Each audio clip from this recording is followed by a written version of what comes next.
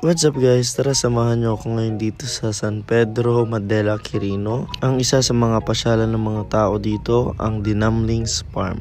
Nakabakasyon mission nga pala tayo dito sa Quirino. So meron kasing church outing kaya nandito tayo sa Dinamlings ngayon at nakapasyal tayo sa ilog. So pag nasa Pangasinan tayo, madalas ang pinupunta natin mga beach. Pero dito guys, marami po sa region to mga falls, mga ilog at isa na nga itong Dinamlings sa pinupunta ng mga tao. So, mga cottage nga pala dito guys, nandito lang sa gilid ng ilog. Tapos may mga malalaking bato at ayan guys, meron pong napakagandang view nitong parang cave dito.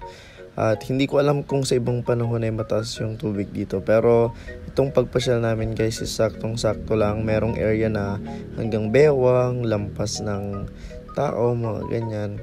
Tapos ito nga pala guys, marami rin pumunta dito nung panahon na nandito kami kasi sakto summer guys. At ayan, kakatapos din ng baptism dyan kaya swimming tayo. So napakalinaw ng tubig dito, hindi ganun ka-polluted yung tubig.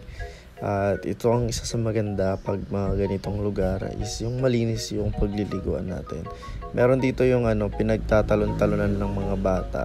So hindi na natin sinubukan yan kasi lang tayo, saktong babad lang. Marami ring magagandang pasyalan dito sa region to kaya I hope malibot natin lahat soon, 'di ba?